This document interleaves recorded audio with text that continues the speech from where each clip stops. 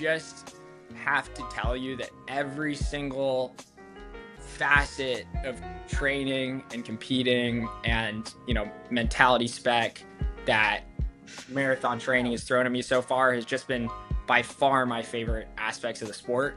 Kind of feels like I'm in cross country season every season again, dialed to 11 of just, how bad do you really want it? How much are you willing to hurt? How long are you willing to be out there every day?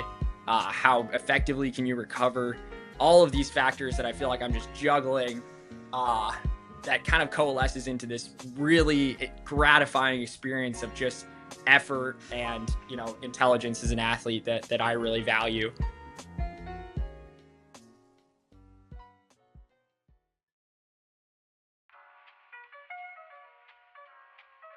That was Charles Hicks back today on the Running Effect podcast. Charles is an NCAA champion. He's also a two-time European U23 XC champion and the European U23 5,000 meter champion. But now he's repping the red, white, and blue, which we actually dive into great detail about in today's conversation, right ahead of his marathon debut at the TCS New York City Marathon on November 2nd, 2025. Charles always brings such wisdom and clarity to high performance running, high performance living. Charles distills his best wisdom and insights from chasing glory, chasing excellence within this act of running. I really enjoyed this conversation with him. We dive into his years as a professional runner, his decision to switch countries from representing Great Britain to representing the United States of America. We talk about his transition to the marathon, his expectations for that race, potential duels with Conor Mantz in the future, leading to rep the red, white, and blue on the big stage in the marathon, and so many other insights. Really enjoyed this conversation. Charles is the man. A lot of funny banter as well as deep philosophy and wisdom as you would expect from a Stanford grad. Really appreciate you guys taking time out of your busy life to listen to this. I don't take that for granted, and I'm confident today's episode is going to deliver. If you enjoy it, make sure you hit the follow button so you don't miss more episodes like this in the future. Give us a 5-star review. I promise it takes less than 5 seconds to hit that button, and share the podcast with a friend. It's the easiest way in which we can grow. With all those notes aside, enjoy this conversation with my favorite new American, Charles Hicks. Ladies and gentlemen, the king is back. I got the privilege of speaking to this guy 2 or 3 years ago. He won an NCAA title on the grass, posted a banger edit with some Frank Sinatra, announcing his win to the world on Instagram. Then he turns pro with Nike. I think he was the first ever NIL athlete with Nike. Turns pro with Bowerman, which I'll still call Bowerman because RIP. Then this man won't hop on a podcast with me for a few years. Changes to the greatest country in the world, and here he is, ready to rip a marathon, starts a company. There's a lot to break down, Charles, but first off, I just want to say, congrats on joining the better country in the world. Hey, I appreciate it. It was a long decision. Honestly, I'm not even sure I've talked about it online all that much, but really it just came down to kind of a moment in my life that I was approaching when I realized I was turning 24 years old. I was literally, I think 2 days before I was turned 12, I moved to the United States. I saw my 24th birthday on the way, and I realized I was at this 50-50 point between, how long I'd lived in Great Britain and how long I'd lived in the United States. And when I started running for Great Britain, it was like 12 years and 6 years.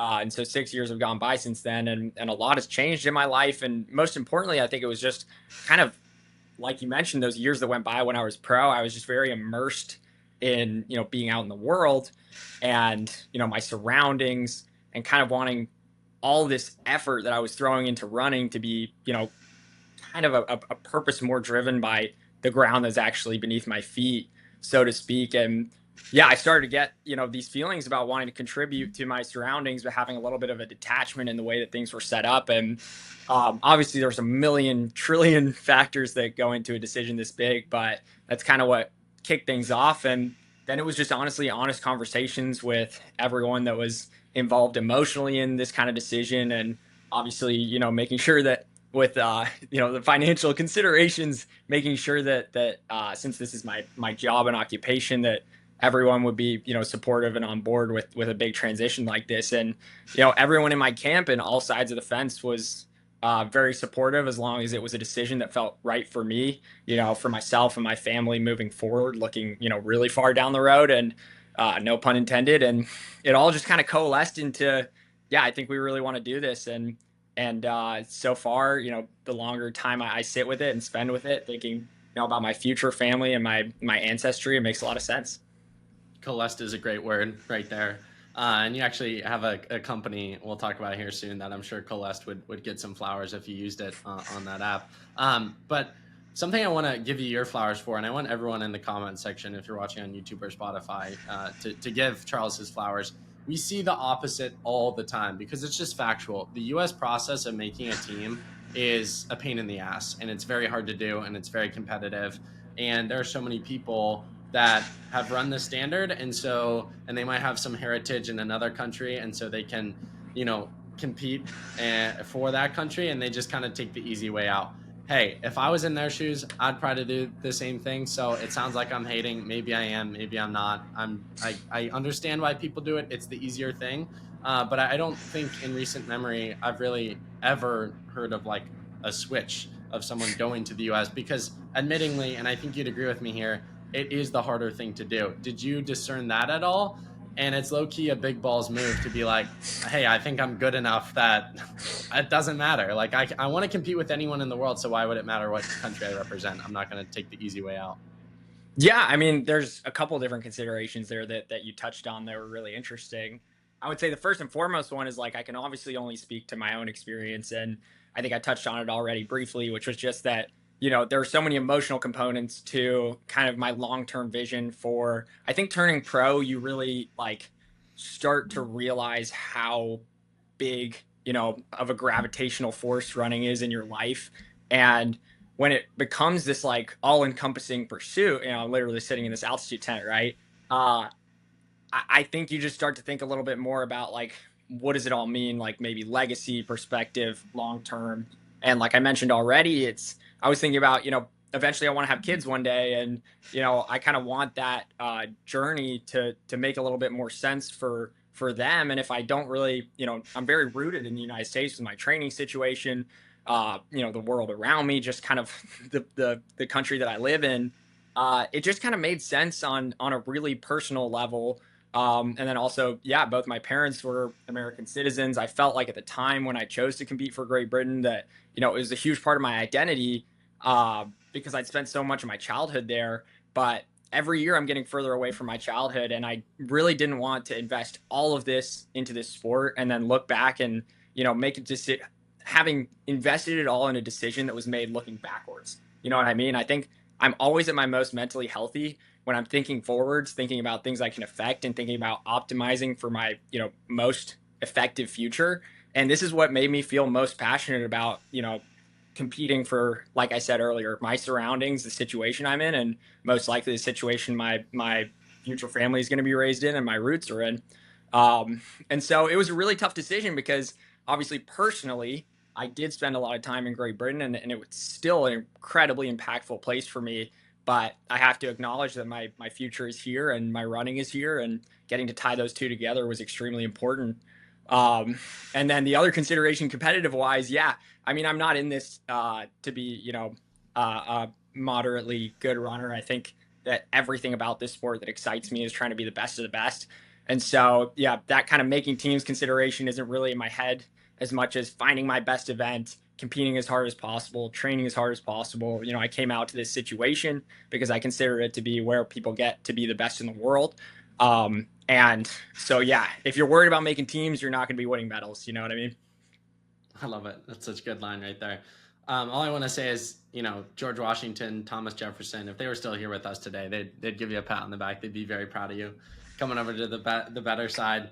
Yeah, I mean, I feel like there's so much to recap. One of the things that I wanted to talk to you about was kind of the hilarity of the announcement of it, where you run this race and people are like, wait, he's supposedly American. He got the American record. And then I feel like everyone was like, Charles Hicks, American? Like, what? I immediately texted Alex Osberg. I was like, bro, since when did Charles become American?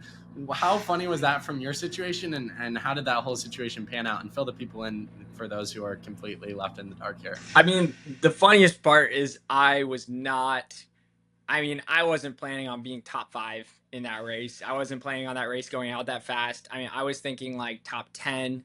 It was my first road race ever. That wasn't a turkey trot, you know? And so I mean, Jerry was the number one force for me when he and I were on the phone the night before the race. And I was kind of doing all this like, whatever, I think groundwork for not setting my expectations too high. And he was like, Charles, I've seen the way you've been working out and how hard you've been working and just the way you've been looking in these workouts, and you're definitely selling yourself short if you just don't go for the win. But most importantly, if you're hurting at any point in this race, then that means everyone else is hurting around you. And so that was kind of what I was repeating in my head during the race. But even then, the performance, the pace, all of that was completely beyond anything I expected. So I wasn't expecting really for it to be that big of a deal. You know, it's supposed to be my opening road race, and it just ended up being, you know, way crazier than that. And that's obviously something I was super excited about. But I kind of just let the whole thing play out. You know, like I said, didn't have anything planned for announcements or whatever. And so it's just one of those things where, you know, a great thing happened, and sometimes the universe is just telling you that, you know, it's time to rip a Band-Aid off, right? So yeah, I mean, the conversations around the decision, it happened way before Cherry Blossom. It's just, you know, with the way we kind of train here, there's a lot of just training, you know, working silently, and then you have these really big races, and it can kind of just come all out at you at once. But yeah, once the Band-Aid's off, it's off, and it's really been. I think I prefer to just, you know, have everything out in the open and, you know, move forward and be excited. Like I said, being future focused and working on optimizing that future into being, you know, the most successful version it can be. What excites you about the marathon distance? Because last time we talked, you were king of cross, you were ripping 10Ks. You had that performance in, I want to say, Austin with Kai, where you guys went 1-2. And I think people who followed you at Stanford thought, okay, the next logical conclusion is he's probably going to be really good at the 10K. Why the marathon, and what's your perspective, specifically from an American perspective, of how you feel you can elevate this country to the world stage? Man, that feels crazy. You're American. Let's go. Dreams come true. You manifested this. Yeah, I mean, it's a great question. I think what's funny is like I think kind of the idea is there's two schools of thought, right? If you're really good at something, sometimes you really don't want to throw the baby out with the bathwater, right? And you can play it safe and try to preserve that thing. But then there's the other school of thought, right? Which is that sometimes good can really be the enemy of great. And I think that's what Jerry and I were really thinking. He was actually the one that approached me kind of with the idea based on how workouts were looking, how tempos were going. And I think that, you know, the sport that's governed, I like to say, at least 90% by gut feelings. Sometimes you have to take these risks to find out what you're really going to be, you know, best at, especially in the things like the marathon, because there's not great pipelines for evaluation within, you know, high school, college. You're very set within that mile, 2 mile, and then 5K, 10K kind of distances as a distance runner. And, you know, at cross, I think that's the only time you get to really push that as far as it goes, because you're going over hills, you're going over grass. I think the cross 10Ks actually have more in common with a further distance, you know, over roads, because they're just so grueling on the legs. It's not, you know, not every mile is equal, right? And so that's kind of like what we were thinking. You look at Connor Mance, who made an incredible transition from, you know, running some great cross country performances into marathoning, and you kind of hope that you have that strength. But the truth is, we won't know until the first marathon's done, and honestly, we might not even know after that. It's you got to have a lot of faith in this sport, and so we're just kind of picking based on some evidence that we have, things that we're excited about. And honestly, for me on a personal level, just I really enjoy the idea of like a grindy survival type of race where it's just kind of like racing the guy next to you, not worrying as much about the clock, and just finding out kind of who's the toughest on the day. That's always been my favorite type of running. I want to protect you a little bit. Say you're young, it might take some time to transition to the marathon. But a guy by the name of, and he's been on the podcast multiple times, so we're friends, but Connor Mance has dominated American marathoning, and there's no competition for that guy, seemingly. He just seems to destroy everyone and everything in his sight at any race he goes to. And so Charles Hicks saw this, said, I'm going to change nationalities and I'm going to make this exciting for the American fans at home. Connor needs his equal. I'm mostly joking here, but you have to get excited as a fan of the sport to see a guy like Connor, see what he's done to push forward the sport in American men's marathoning. Because 10 years ago, when I was growing up in this sport, there really wasn't that many people when you turned on NYC or Boston who were up in the front pack at 16 miles or 18 miles. And so I think you and Connor, or you joining Connor, have the ability to make Americans excited to watch major marathons again. How do you view your trajectory in this sport to hopefully get to the position where we're talking about Chicago years down the road and it's not, hey, is Connor going to break the American record, but who's going to break the American record first? Because Charles is in the race too. Yeah, I mean, honestly, I think that I think Connor, lit up a flare, so to speak, and he kind of shot up and said, hey, this is something that we can do on this stage, not necessarily with his words, but more with his legs and times. And so I'm sure I'm not the only one who's looking at that and thinking, wow, like I would love to be just ripping away at marathons the way that he is.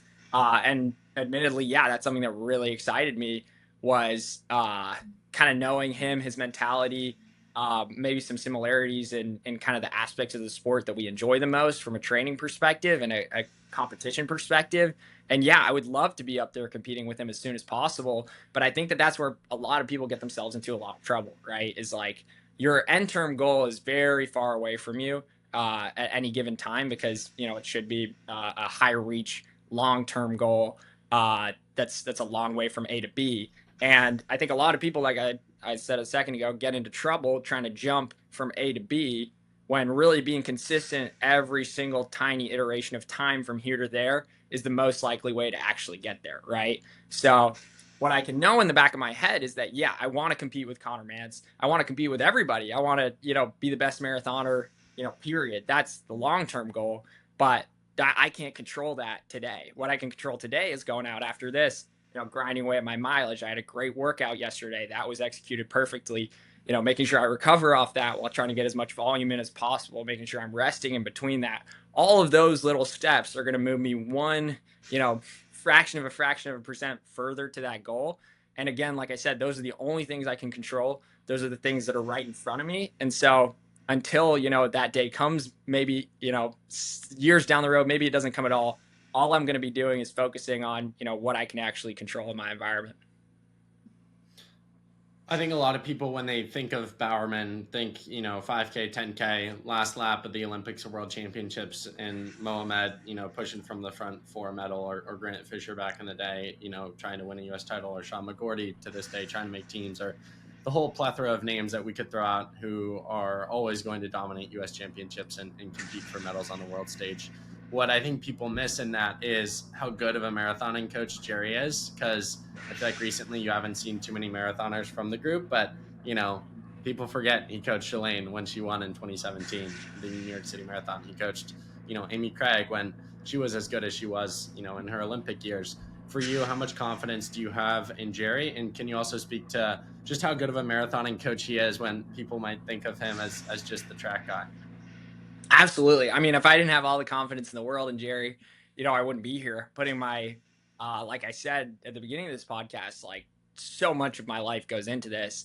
The coach that you allocate that kind of trust to is a really important, unspoken contract. Right. And so also, like I mentioned before, the whole marathoning idea was actually, kind of born of Jerry just watching me in the workouts, asking like, hey, is this something you'd be interested in? Thinking down the road, looking at kind of the timeline on the Olympics and the World Championships and being like, and also my training retrospectively and being like, this is actually something we could start, moving towards. Why don't we kind of have an analytical approach, see how that first year on the roads goes? Very first road race, we had kind of all the answers we needed to like move forward. And he hasn't rushed the transition whatsoever. I would say I'm on the younger side for starting this thing. But if you look at the countries that do this best, I think I'm, I wish I'd started a couple years earlier. I think, one of the biggest strengths of American distance running is how effective the funnels we have are, for the 5K and the 10K at the collegiate level. And, but at the same time, I think that can make it a little bit harder to get into these kinds of races because most of the opportunities to become a professional athlete are going to be, bandwidth restricted to those events. So it's kind of just this leap of faith that you have to take, and having a coach who's had success in this domain before, a gold at a marathon major is kind of something that's really hard to find with a coach in the United States. And so working with Jerry already, just crushing the workouts, crushing the volume, and having the 2 years prior to kind of set the groundwork for this year has just been extremely gratifying. And yeah, there isn't another coach who I'd want to be doing this with. How do you feel your career has gone since that moment when you stepped off of Stanford's campus, you signed a pro deal with Nike, and how do you feel like it's all built up to the marathon? Do you think you'll ever go back to the track? How do you feel about it? Complicated relationship or pretty straightforward? It's pretty straightforward. I mean, I don't want to get too far ahead of myself because I haven't run a marathon, but I just have to tell you that every single facet of training and competing and mentality spec that marathon training has thrown at me so far has just been by far my favorite aspects of the sport. It kind of feels like I'm in cross country season every season again, dialed to 11 of just how bad do you really want it, how much are you willing to hurt, how long are you willing to be out there every day, how effectively can you recover, all of these factors that I feel like I'm just juggling that kind of coalesces into this really gratifying experience of just effort and intelligence as an athlete that I really value.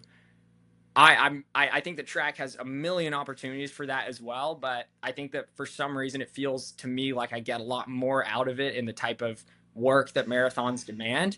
And I've never been happier. So yeah, I love the track. I love, my experiences on it, but I don't see myself going back. Even considering, performances and whatnot, it's totally on a different page. Literally just thinking about, the gratifying experience of being a runner, feeling fulfilled by the work and feeling like I'm exactly where I'm meant to be. Did you know when you ran Cherry Blossom that you were going to be doing a full marathon? And if not, did that performance at all influence your thought process of like, oh, I'd probably be really good at a marathon, I should give this a crack? I mean, that was the exact point, right? Like, we had no questions answered. We were like, let's demo this thing. Let's see. Like, you've never run a race more than 6 miles, right? So there's got to be a bunch of races in between 6 and 26, right? That's a pretty big gap. And so let's see how it goes. And again, Cherry Blossom was literally supposed to be that first step. I mean, I could have finished dead last and we would have been like, all right, let's go, try another one, see whether or not this is something we want to pursue. And it was just lights out, well beyond my, personal projections. If you considered there being a threshold that needed to be breached to make that decision, it was like, sending a rocket ship through a rubber wall. And I was like, yeah, there was no looking back after that moment. So honestly, the rest of the year was just kind of structuring around figuring out what that marathon was going to be and how to train most effectively so that we could, position my builds, training, breaks, and all that around marathoning. And that was the advantage of getting that performance so early, was we got to make that decision so much earlier than, if it had taken a little bit longer. I know recently you've recruited to Charles Hicks Track Club's Full Sprout. Talk about bringing back on a former teammate and what it's like to actually have someone to train with and make the long miles go by a little faster. Absolutely. I mean, Cole and I have just been clicking. It's been so much fun, getting back into what I think worked really well for both of us in college. He's just such a hard worker and so diligent and just such a fun person to train with. I think we're both obsessed with, these perceptions of human limitations, ways they can be pushed, evaluated, defied in some ways through just hard work, effort, and consistency. And I think that's why we were able to collaborate so well at Stanford, and getting to do that as professionals has been really gratifying and fun so far. And I'm just looking forward to kind of seeing what his road forward looks like. But at the very least, we're having a ton of fun out here in Eugene.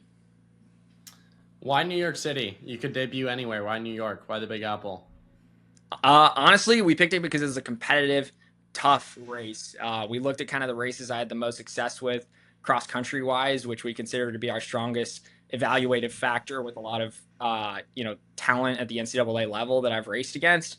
Cherry Blossom is a really fun, fast, flat race.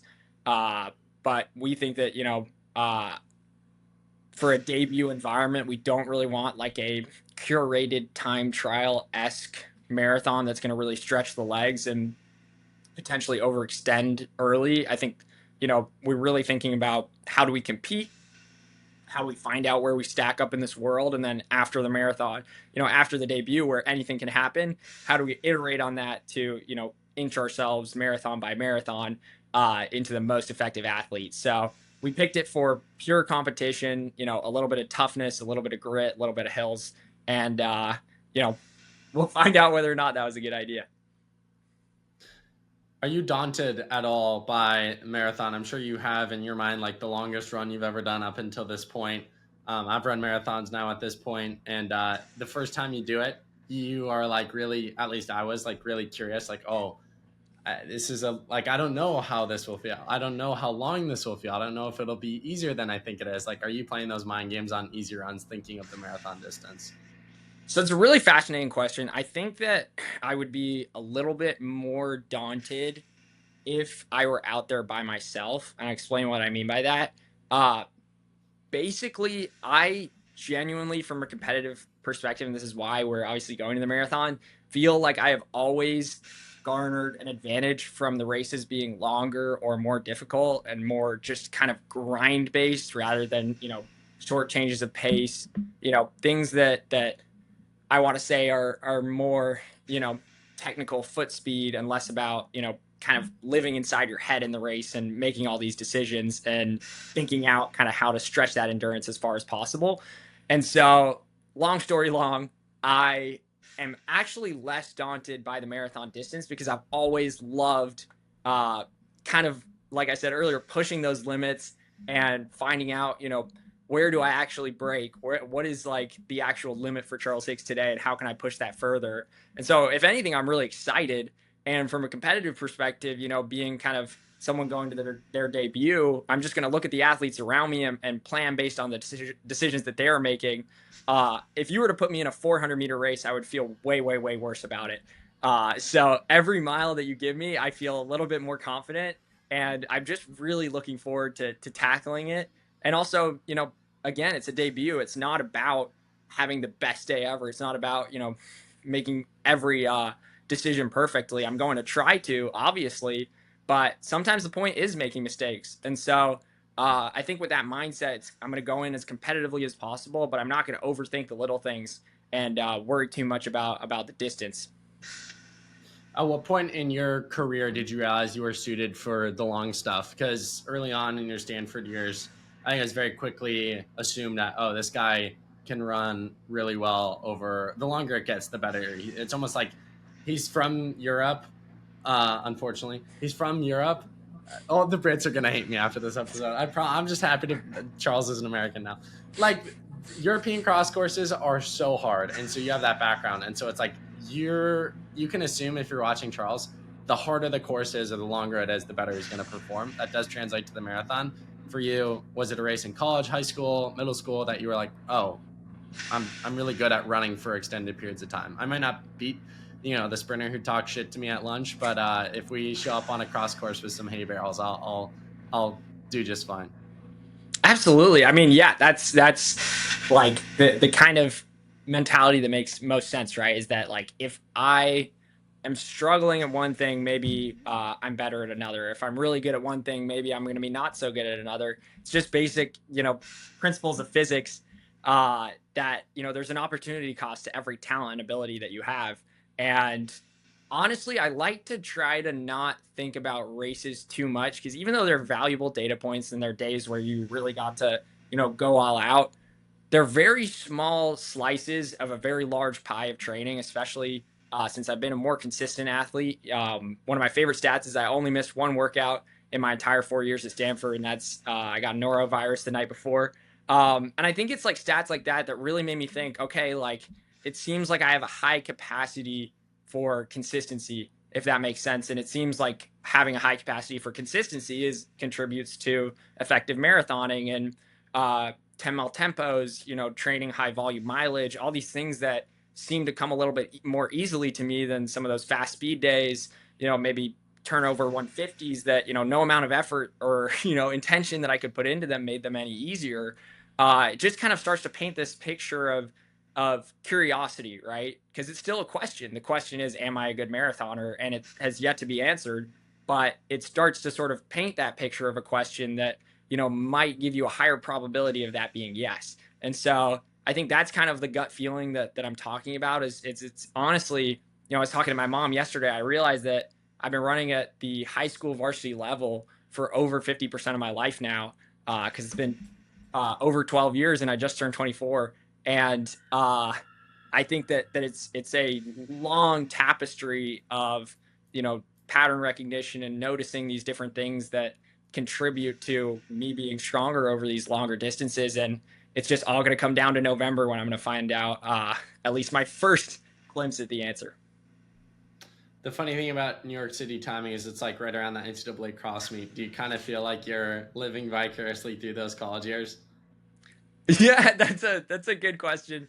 Honestly, I think I've been, kind of trying to focus as much on my own path as possible. I think that maybe Cole coming back, a race dropping out in November, maybe those college years are coming back for me, but it is an interesting time. I think that it lines up with, kind of some of my maybe I'm able to lean on historic strengths, right? With knowing that I've been able to successfully build into a longer race in November. It might layer in like a little bit of stability possibly, and understanding and how to approach these things that are linked to, time in the year. And that could help because it's a totally new world, right? But honestly, I've been trying to just think of it as like a totally new world. I think that thinking that you have a lot of the answers can get you into a lot of trouble sometimes, especially when you're trying out a new distance. So I'm embracing being the rookie. You know what I mean? I'm embracing that this is new, and I really don't know a lot of the answers to how to execute this most effectively. But at the same time, that's really, really fun because I think that learning is an incredible exercise, and gaining a new talent, it's almost like playing an instrument, right? And through repetition and practice, I will get that sense that I had in college once for, building into November, right? But as of right now, I feel like things do still feel pretty new, but maybe it's nice to have a little nostalgia to hang on to. When we had last talked, you had just signed the NIL deal with Nike. You were their first NIL athlete. You and I had no clue what we were in for over the next 2-3 years. From your perspective, how out of hand and crazy have things gotten as one of the first? And then to just see probably on your news feed, like one a week, not just from Nike, but like, man, NIL is a real world. And back then it felt kind of fake. It was like, so what does this mean, Charles? Like, yeah. Now it's just like it's like almost a different profession. It's crazy. I mean, it was insane. When I did it, nobody knew what was going on. My agents had, I think they were the only agents who had negotiated one. The team over at Flint Sports, I think they'd done Caitlin Tui's. So they were like the most experienced people in the sport other than them and Adidas. And nobody else that we were talking to had done one before. So it was really a brave new world, and nobody knew what was going on, what the rules were. We were honestly like kind of figuring it out as the contracts were being written. So it's just crazy to see it kind of turn from that bizarre, these are massive like institutions that you perceive to have everything handled. Just watching them kind of figure something out on the fly was really interesting. And now that it's kind of this assembly line production, like you said, it happens on a very set schedule. It's just fascinating to see how quickly these things can evolve and become a massive part of the ecosystem of distance running. And I hope my only hope is that it's just a good thing for the athlete. I hope that it's an opportunity to empower the athlete to maybe have a little bit more control over their training. And, that's maybe an optimistic outlook on it, but that's why I was excited about it when I was at that point in my career. But yeah, hopefully it ends up being a good thing for the sport. And yeah, I think you just got to hope that it's for the good of the athletes at the end of the day. Speaking of those very same student athletes, I heard there's this new company that was just launched in the last week that can help an athlete get into their dream school. Do you want to share more about that with me? Absolutely. So this has been how smooth was that? Was that a smooth transition? Oh, that was smooth. I saw the I was opportunity like, and I wait, took it. what are I you took talking it. about? Yeah, no. So it's actually a passion project that my buddy and we actually ran at NXN together twice. And so he and I are best friends from high school. We've been running off and on every summer since, we graduated all through college. And he called me a little over a year ago, and he'd been talking to his little sister who was having, a lot of stress around college applications and was having a hard time, getting in contact with people and asking questions about, this place that people are going to spend a massive amount of their life at, but most importantly, a very important life trajectory time of their life at, and couldn't really figure out, what these places were like other than these like pre-sorted brochures that all the universities have, right? So we kind of were like, this is kind of an issue. I felt, I had a little bit of survivor's guilt as an athlete. I was like, when I was applying to college, I could talk to like 10 plus people at every university, and the coach would force them to answer whatever questions I had. And so I didn't have to put any effort into kind of getting my boots on the ground and figuring out, where did I want to go. But I valued that so much deciding to go to Stanford. And obviously it's been a decision that's paid off so much for me. And so for all these different reasons, we were just like, okay, there's a problem here. And then we start looking into college application services and finding out, as we were interviewing people to bring on to our site, that people are getting quoted like 15, 20 to $50,000 for college application tutoring from tutors who didn't even go to the schools, And so that's when it became like, okay, we really like just want to try to like give it our best shot.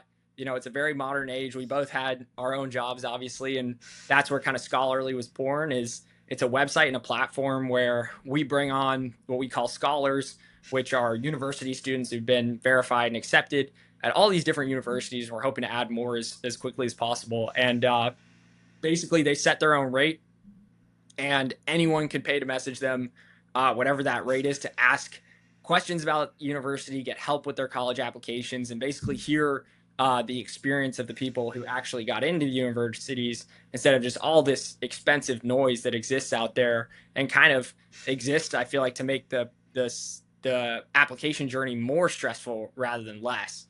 And so we interview them ourselves. We publish the interviews on our site at starscholarly.com. And yeah, on our site, you can message any of them directly. And we're adding new scholars every day. And we're adding a couple of big name runners soon. I don't want to announce them yet, but some interesting Stanford and maybe Harvard athletes pretty soon.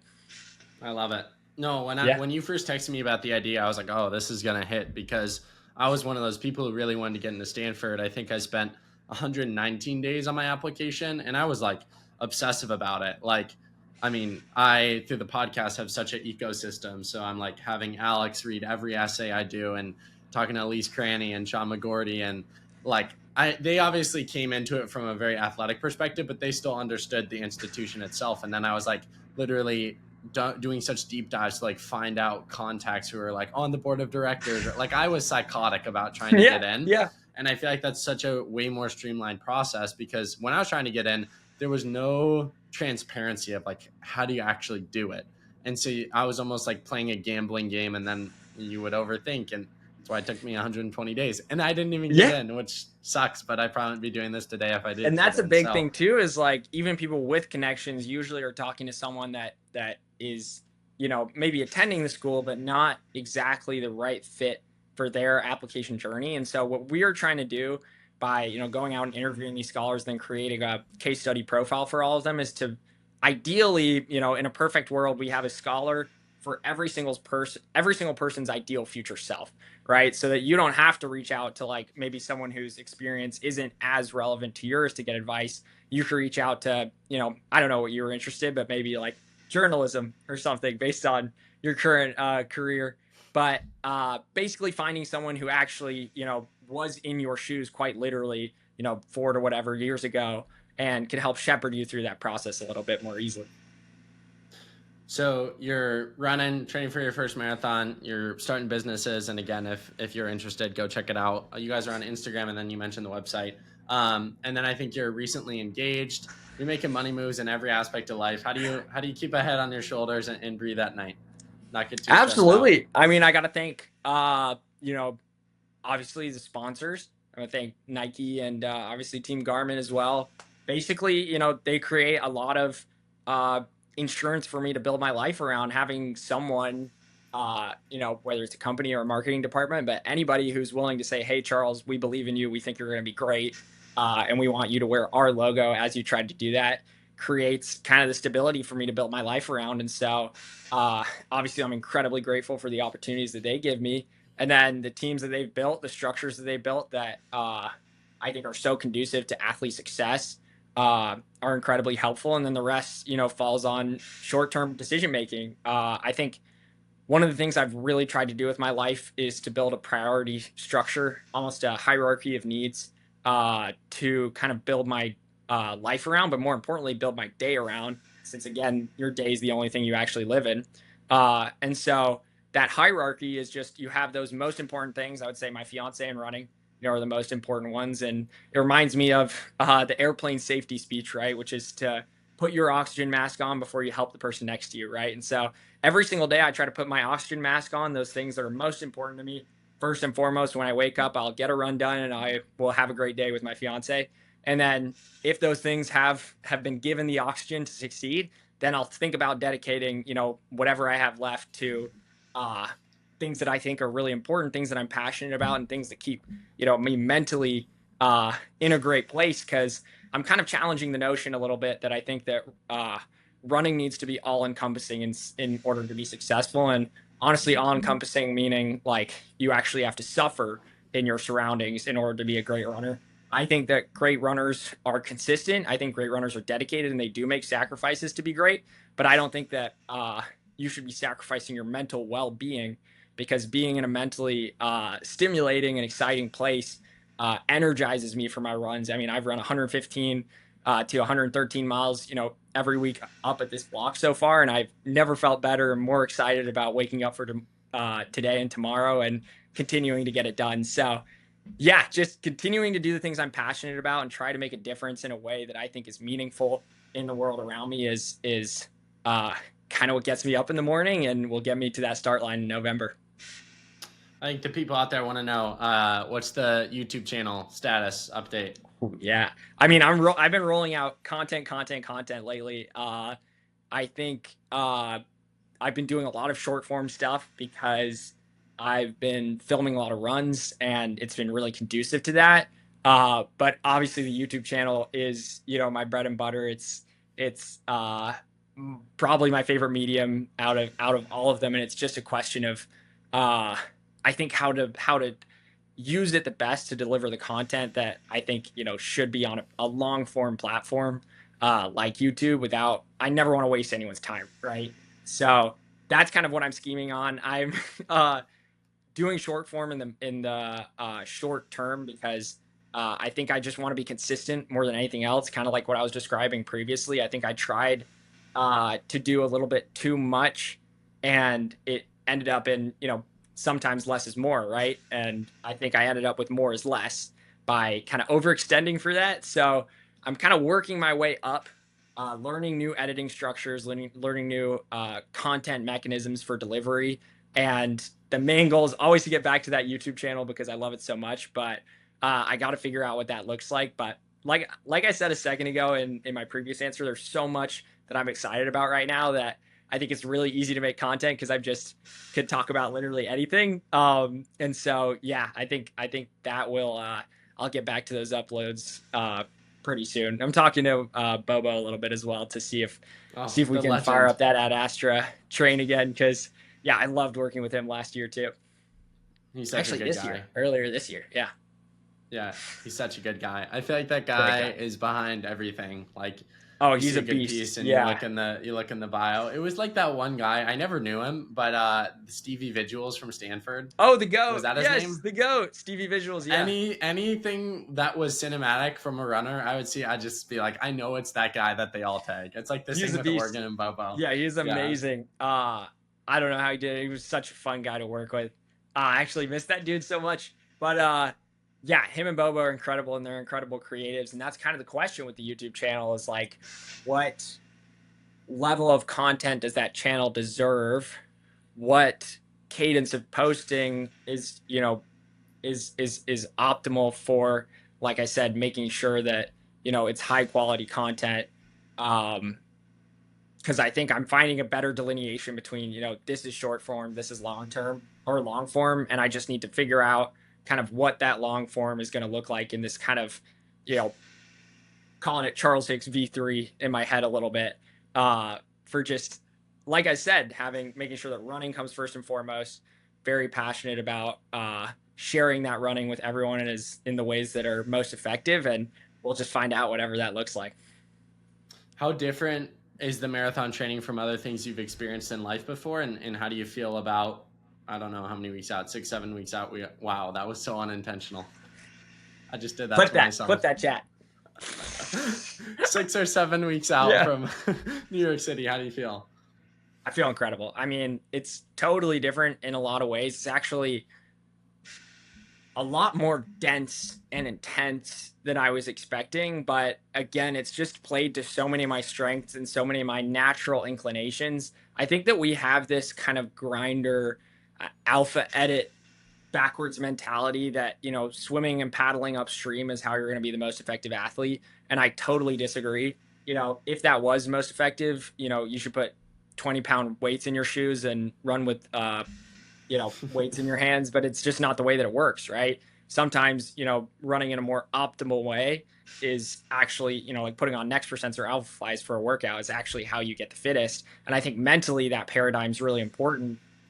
Sometimes if something just comes more easily to you, even in the world where maybe I wouldn't be as physiologically spec'd towards marathoning, it might still result in me being a better marathoner because you're going to always do the things that you want to do with less resistance.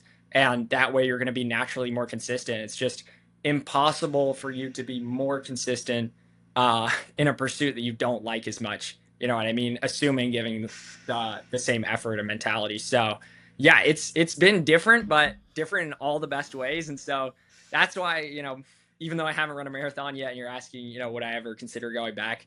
I'm feeling very confident that this is the right place for me. And it's just my job and mine and Jerry's job to make sure that the race results reflect that.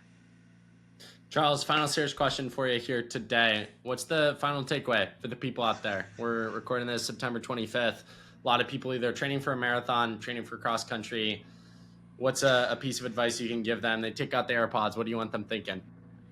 Absolutely. I think I'd love to draw out one idea from this podcast that's so important to me, which is affect everything around you and don't worry about affecting anything else. It's okay to set goals that aren't in your tangible space, but your actions will always be in the world around you. And so whether that means time or space, time being you can only affect today, and literally in a literal sense, you can only affect your moment right now. So try to have the most effective day, and that will lead to the most effective tomorrow. Don't worry about anything else in the long term because that's all that you can control. And then your actions as well, in the mileage you're running, don't try to rush from A to B. Try to do what is going to result in A to B if you split it up into a million smaller pieces. And that's the way to be consistent, is to break everything down into things that you can actually control and then go and execute those in the world around you. Not only is that going to be the most effective way to achieve your goals, but I think you're also going to feel more connected to your actual reality around you in a time where it's very easy, I think, to feel disconnected from your surroundings. Charles, legendary podcast. Remember me when you sell your company for 10 figures and win a major marathon. And we'll have to run it back. What we should do next time is we should do a round table with you and Cole and me, because the duo that'd be so fun. Is really fun. Oh, so yeah. No, you would love that. You would love that. Yeah, appreciate you, man. Thank you so much. Appreciate the time and the wisdom and the laughs and the whole 9 yards. You're amazing, man. Thanks for having me on.